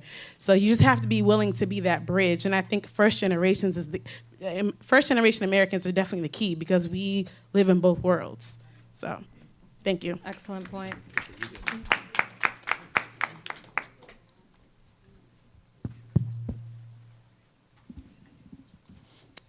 Good evening. My name is Ntal Alimasi. I just happen to be the president of the National Association of African Catholics in the United States. Why do I say that? You think of having a problem bringing people together? Well, think a little bit about bringing the Congolese and the Rwandese together. Bringing the Nigerian, the Yorubas and the Igbos together. Bringing the Ethiopians and the Eritreans together in the same group and starting a conversation. And talking about where do we go, and then finding yourself talking first about where are we coming from. So my experience has been, let people put the issues on the table, and then they are going to find the similarities. And they're going to find that they have more similarities than differences. My experience both here in DC and in Pittsburgh has been to start a conversation. Here in DC we called it, I long to embrace you, but. And then, at the end of it all, finding that people will be saying, well, that's what we say about you. That's what we say about you. And all of a sudden, you found a common ground.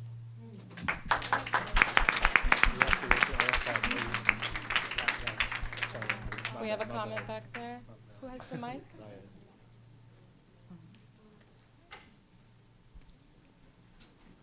Send it, I see you.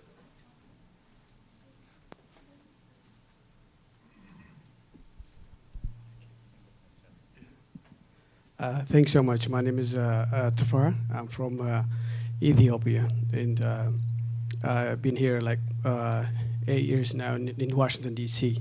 And when I not only move in, and when we see the diversity of D.C. Is a different community, but their own culture and many things. But I always see that we all are, even though we have our own culture, our history, and others, we share the same thing. And being one community, a big community, it was a different culture in it. So what we lack is that whoever the speaks his or her own culture and history. But when we see the connection with African Americans and Africans, we've been together with all the journey that the continent went. For example, when we see the colonialism or scramble for Africa in 1869 to 1913, when those African countries fighting, resist the colonialism in Tanganyika, Ashanti of Ghana, the Zulu of South Africa, and the Ethiopians Adwa, Africans, Americans was watching what is going on. And when you see 1896, that becomes the shining victory over the Ethiopians over Italy, created, bringing everyone, the continent and here in America together.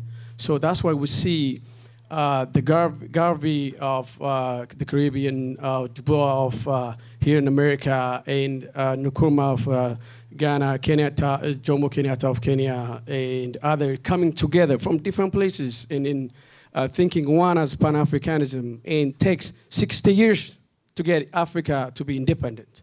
You see, it's a journey of 60 years. So when I see we African Americans, and even sometimes I hate to call African Americans, because one time they have a country. It can be Sierra Leone, West Africans, you see? So what I'm trying to say is that we need to going back to the Pan-African time, like talking the same thing, even though we are in different places, we need to talk the same thing. And I want three things, and we need to start, as you asked it, outside, buildings like this. Three things. One is we need to start communicating. We need to communicate. We didn't start communicating. There are stories and histories. We need to talk histories, how the African Americans contributed for the Ethiopians to have Ethiopian Airlines, and the Battle of Adwa, the Battle of the 1935 and 36 and everything. So we need to start communicating, and also we need to start educating each other. When we communicate, we educate each other too, so that we connect with something that can be a change for all. So we need to communicate and educate and connect with the things that we have. Thanks so much. We have time for one more comment. Okay. Why you getting there? Hey, bro, you back there in the Grand Army of the Republic. You got to. Could you come over here a minute and stand next to this brother with this kora? Because we never see that. I'm gonna take y'all a picture. That's what it looks like right there. Why you talking? My name is Elizabeth Ahe. I'm from Zambia. In my community here in Washington, D.C., what we do is we organize international cultural nights. We used to do it every month, a different theme. It can be African night, whereby then the Africans, they bring the African food, and then the African entertainment, and then we invite people from our community. It doesn't matter where they come from. And then we showcase. So the Africans will showcase their food. You know, people love food.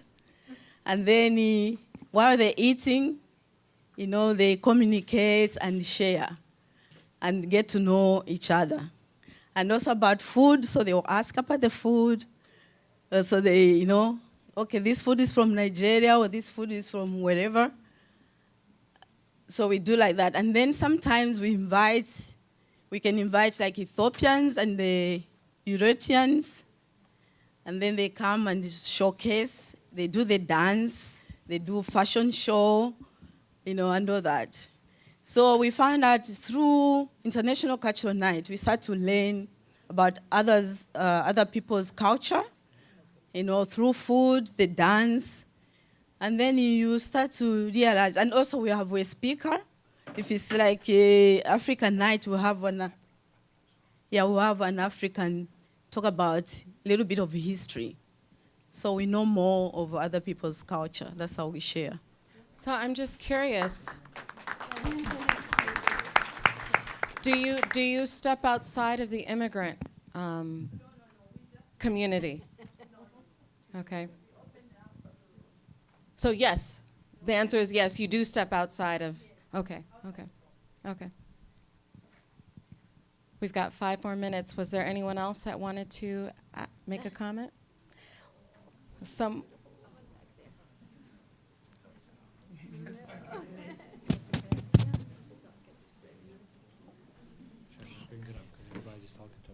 Thank you. Good evening. My name is Carmel. I wanted to speak from the perspective of an educator, speaking about the children, which I haven't really heard anyone touch on. We all, sometimes as adults, we get stuck in our ways, but the children are the ones that we need to mold to step into these perspectives that we're seeing. So the way that I try to educate my students is by teaching them a little bit about Africa. There are many students in my class that are immigrants of the African diaspora, and what happens is they tend to stick to themselves because they are being teased about where they're from or what their culture is about, because the African American kids are not taught or educated about it. And so they'll say things like, oh, they're over there speaking African, and I have to let them know that is not a language. And so I try to open up the floor for my students that are from the African diaspora to actually engage in conversations with each other and share their culture with the other students in the classroom, and not feel bad about it or not feel like they are not a part of our environment and our community, because we are all one. And so what I've noticed this past year is that the conversations have been without me. I haven't had to step in and actually say anything. They are asking the questions to each other without having an adult had to come in and facilitate. And I think that's the most important part. We have to teach our kids, more importantly, to actually engage in a conversation with each other and teach them about other cultures. When our kids do not know culture, a lot of times they do not know self. So. Thank you. That was so beautiful and so powerful. Oh.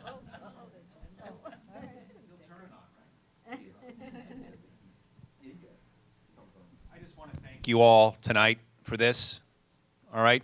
I came here tonight because I wanted to honor Mamadou and thank him for coming to my command last year and speaking to my staff. I didn't know what to expect tonight. I've been to plenty of diversity events over my life, over my career. I learned a lot tonight. I learned a lot. I never in my life have I ever thought about African Americans and Africans. All right? I turned around and looked at one of my best friends, Sinclair Harris, all right, and said, I've never heard this conversation before. It's about ignorance, all right? And it's about the communication. It's about everything you all have said tonight.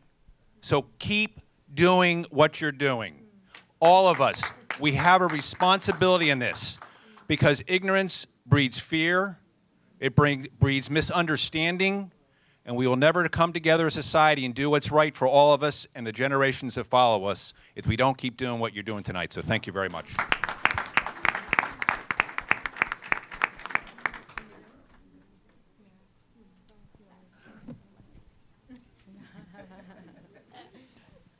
How do you follow that? I guess I wanted to share a quick story, which my brother Ali Masi and his beautiful wife and the great journalist Fatou will know well. It's a story, an immigrant story here in DC that's not often told, but I feel like it's an extreme example of the power of coming together of communities. So St. Augustine's Church, which is the oldest African-American Catholic church in this country, the Catholic diocese decided they wanted to close the school. This was about 8 years ago or so. Wanted to close the school. The congregation said no. This school has served the African American community. It needs to continue to serve the African American community, and we as a congregation will take on the responsibility of keeping the school open. 8 years ago, right? Fast forward, I think it took about 2.5 years before everything fell into place. But what happened in that school? 6 nuns from Nigeria came in. The school that was closing because they didn't have staff suddenly had staff. They have resurrected the school, have created, I can't even begin to tell you because they have their Black History Month, but it goes like all of us should, right? All year long, right? Encouraging the children to learn, not that the map stops at the end of the US shores, but to learn about this whole world where people of African descent are all over this planet. And they're encouraging them to learn about the African world in a powerful way. But it would not have happened if the African American community did not stand firm and demand what's rightfully theirs, the proper education of our children. And so what we see right now, I believe, when we see what's happening in Flint today, people demanding clean water, we should know that our destinies are intertwined. Basic necessities, decent schools, health care, clean water, right? Those are necessities that should be celebrated, rights for all of us, wherever we are on this planet, in the African world, in the US, all over, right? And I think it is examples like that that I think celebrate the power of working together, celebrate the power of thinking about what's going to help save, really, the next generations on both sides of the Atlantic. It is understanding our oneness, understanding Ubuntu, right? Understanding that we survive because the others survive. And I believe that we do have an enormous responsibility not to continue to support. Yes, we must continue to support the Office of African Affairs. We thank them for all their work. We thank the immigration lawyers like Lorde for helping many of us and our families get here and stay here and fight deportation, right? We thank the filmmakers. Oh, I think they've left now, but celebrating their vision in film. But I think we also have to thank the mothers that recognize that what they do as they put their children to bed will probably have the greatest impact beyond all the speeches. But thank you all for your great work. It's an honor to be with you all today.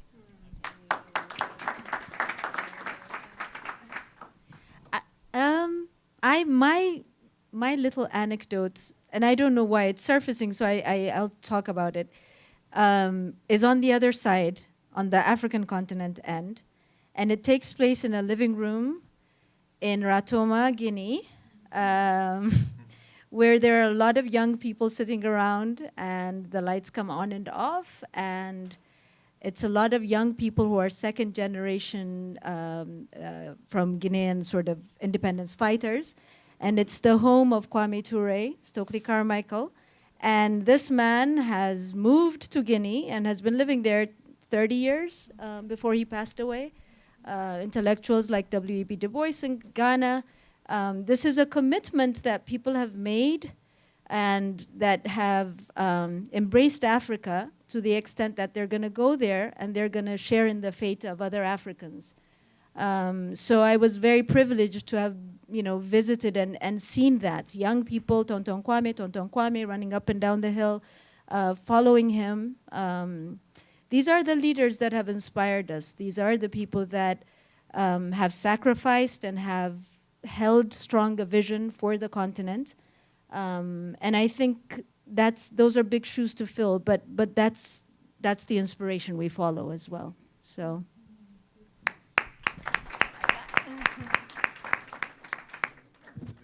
I'll just say very quickly, thank you. Thank you for this conversation. Thank you, Brother Mamadou, for bringing us together, and for the entire staff.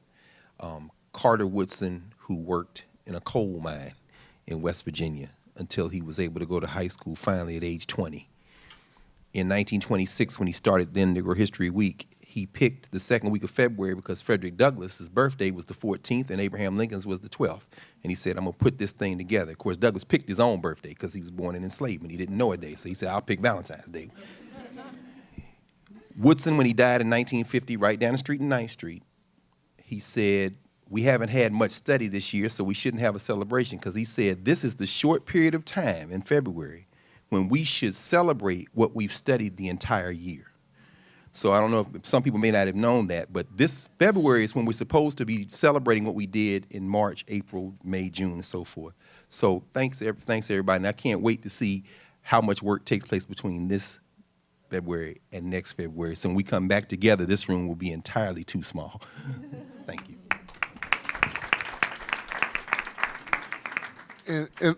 In listening to everything today, I think that as I heard community happen come up so many times, and the necessity of conversation come up so many times, I think one thing that probably has to happen as we delve into community building is to give one another grace. Recognize that for a lot of African Americans, their perception of Africa comes from a place that's based upon being told they themselves are not of quality. For multiple reasons, you're less than, you're not equal to. So, what's now considered concentrated, oppression, and then they see Africans come to America and they say, well, that's a concentration of me. If I'm watered down via generations of American exposure, and I'm already told I'm less than, that kind of work has been done societally, intentionally and unintentionally. As we're trying to move towards getting a greater understanding, give grace to one another in the learning that has to happen for people to grow to the place we want them to grow to. So. Excellent point. Excellent point. In my closing words, I want to piggyback off of that. My mother works as a forensic psychologist, and she deals with the illest of the ill, mentally ill to be more specific. And she also does court evaluations for hardened criminals. And I say this because we had a recent conversation where I heard my mother for the first time express that she got it wrong. More specifically, when I was younger, and I say this with the utmost respect to my mother because I love her and so much of who I am is because of her. But she had a very different perspective of who and what the African American was and what their struggle was. And the conversation that we had recently when I went home on break was that it took her all this time because she never understood the story and the way that the system was set up against the African American that's born and raised in the United States. And she was basically sharing that but for her exposure in the penal system where she's seeing bright and beautiful, intelligent young men and women who had the cards stacked against them from the very beginning.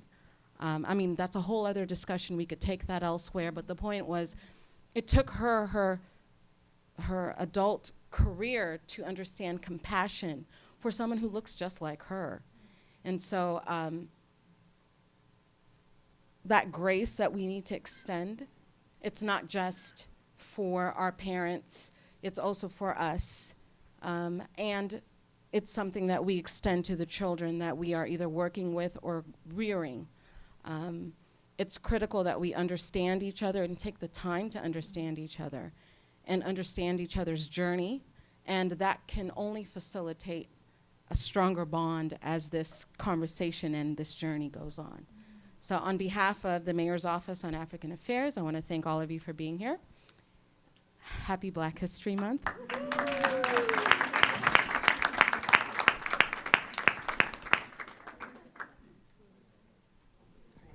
Thank you very much, Lloyd, and all the panelists for doing such a wonderful job. Yeah, he's going to play that in a few minutes. But before you leave, we'd like to get a group picture with all the panelists and all the commissioners. And the conversation does not have to stop here. And so when you saw the film, each one of us, the Office of Cable Television is screening each one of those separately every Thursday for Black History Month until the end of February. And so every Thursday, tomorrow at 7:30, you will get to hear more of Lloyd's story in full story of herself on channel 16 on Comcast. And so the following Thursday, you will get to hear Henox. And this film is available on our website. Take it, organize your own screaming parties, talk about the themes that are being brought in, and extend the conversation. We just wanted it to be a start and hoping that you guys will finish it. So thank you so much for coming. I'm really honored. I'm really glad. And I'll just end by saying, when I was in college, my teammates used to joke on me a lot about my name, you name it, being the shortest, the ugliest. But they used to always ask me they asked me, what is your major? I would say my major is political science. And they said, well, what are you going to do with the political science? And so today, just sitting here and being able to lead the Office on African Affairs to bring people from different spectrum to have this conversation is full proof that I'm very happy about what I'm doing. And just like Lloyd mentioned, this is exactly what she was meant to do. This is exactly what I was meant to do because the African community is something that I hold very dear. And just to be able to bring Rahman, my friend, my colleague, Dr. Carr, Emira, Heran, this is absolutely wonderful. So I look forward to seeing you guys next year. So have a good night. Thank you so much.